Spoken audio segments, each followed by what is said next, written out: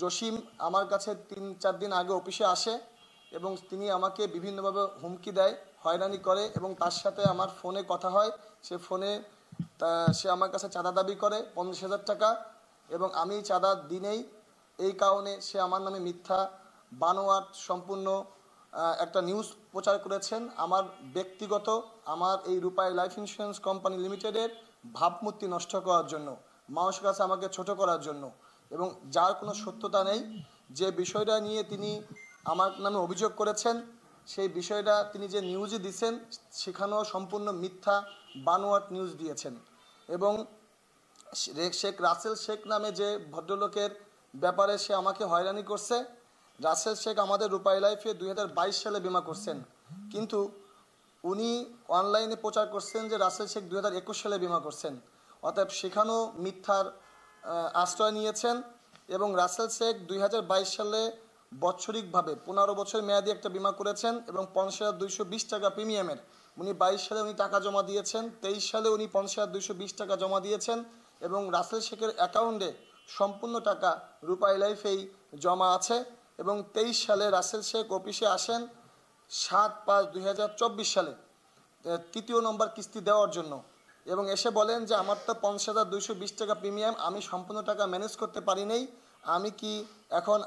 আমি কি করতে পারি। আমরা তাকে জানাই অফিসের পক্ষ থেকে, ভাই সম্পূর্ণ টাকা ম্যানেজ করেই আপনাকে আপনার প্রিমিয়াম জমা দিতে হবে, বিমাতে আপনি অর্ধেক টাকা দিতে পারবেন না।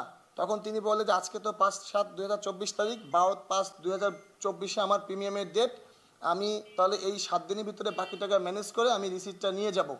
আমরা বললাম ভাই আমাদের তো অর্ধেক টাকা রাখার কোনো নিয়ম নাই, আপনি টাকাটা নিয়ে যান এবং আপনি বাকি টাকা ম্যানেজ করে অফিসে এসে আপনার রিসিপ্টটা নিয়ে যাবেন। তখন তিনি আমাদেরকে বলেন যে আমার কাছে টাকা থাকলে আমার এই টাকাটা খরচ হয়ে যাবে, আমি ভেঙে ফেলবো, আপনাদের কাছে রাখা যাবে কি না। আমরা বললাম যে আপনি আমাদের কাছে বিশ্বাস করে রাখতে পারেন, কিন্তু আপনার অ্যাকাউন্টে জমা হবে না, আপনি 7 দিনের ভিতরে এসে আপনি বাকি টাকা জমা দিয়ে রিসিপ্টটা নিয়ে যাবেন। এবং আমাদের অ্যাকাউন্টস অফিসার ক্যাশিয়ারের কাছেই তিনি এটা টাকা জমা রাখেন। এবং আমি রাসেলের নিরাপত্তার জন্য আমি ক্যাশিয়ারকে বলি যে যেহেতু টাকাটা আপনার কাছে দিয়ে গেছে, তার অ্যাকাউন্টে যেহেতু সম্পূর্ণ টাকা জমা দিলে না দিলে জমা হবে না, আপনি তাকে টোকেনে লিখে দেন যে বাকি টাকা জমা দিয়ে রিসিপ্ট নিয়ে যাবেন। এবং 5/7/2024 পরে নভেম্বর মাস পর্যন্ত রাসেলের কোনো খোঁজখবর নাই, সে আমাদের সাথে যোগাযোগ করে না, অফিসেও আসে না। ডিসেম্বর মাসে 29 তারিখে আসেন, এসে বলেন যে আমি তো বাকি টাকা ম্যানেজ করতে পারিনি, আমার পারিবারিক সমস্যা, আমি আমার এই বিমাটা ভেঙে ফেলতে চাই। আমি বললাম ভাই বিমা তো আপনি 15 বছর মেয়াদে করছেন, বিমা মেয়াদের আগে ভাঙা যায় না, এটা হলো বিমার আইন নিয়ম, আমরা তো আপনাকে বুঝিয়ে বিমাটা করিয়েছি। তখন সে বলে কি ভাই তাহলে আমি কি যে 39,000 টাকা এক্সট্রা জমা দিয়েছিলাম, যার আমি সম্পূর্ণ দিতে পারিনি বলে রিসিপ্ট পাইনি, আমি কি তা নিতে পারবো। আমি বললাম যে ঠিক আছে, আপনি একটা দরখাস্ত দিয়ে আপনি তার টাকাটা নিয়ে চলে যান।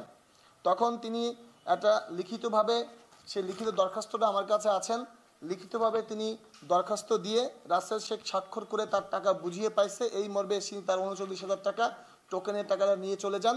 জানুয়ারি মাসের 29 তারিখের দিকে আমাকে জসিম নামক যে সাংবাদিক, যার বিরুদ্ধে আমার অভিযোগ, তিনি আমাকে ফোন করেন যে আপনার সাথে আমার দেখা করতে হবে, আপনার সাথে আমার কথা আছে। আমি বললাম ভাই ঠিক আছে, তাহলে অফিসে আসেন, কি কথা আমরা শুনবো। উনি অফিসে এসে বলেন যে আপনি কেন এই টাকাটা আপনার কাছে রাখলেন এবং কেন আপনি তাকে আপনি করলেন, ফেরত দিলেন। আমি বললাম ভাই নিয়ম যেটা সেটাই আমরা করেছি, আমরা অনিয়ম কোনো কিছু করি নেই। বলে ঠিক আছে, আপনি আমাকে এখন 50,000 টাকা চাঁদা দিবেন, যদি চাঁদা না দেন আমি আপনাকে দেখে নিব। এবং আমাকে তিনি হোয়াটসঅ্যাপে মেসেজ করেন চাঁদা চেয়ে, এবং সেই মেসেজের আমার কাছে প্রুফ আছে। এবং তিনি যে চাঁদাটা চাইছেন সেই চাঁদার মেসেজটা উনি বুদ্ধি করে উনি ডিলিট করে দিচ্ছেন। অবশ্যই এই ব্যাপারে আমি আমার প্রতিষ্ঠানের উদ্যোগ ম্যানেজমেন্টের সাথে কথা বলেছি। অবশ্যই যেহেতু সে আমার যে ছবিটা ফেসবুকে পোস্ট করেছে, সে আমার হোয়াটসঅ্যাপ থেকে আমার ছবিটা নিছে, সে সম্পূর্ণ ফেসবুকের মাধ্যমে আমার ছবিটা কালেক্ট করে সে নিউজটা করেছেন। আমি অবশ্যই তথ্য প্রযুক্তি মামলায় আমি আমার কোম্পানির পক্ষ থেকে আমি তার বিরুদ্ধে মামলা করব।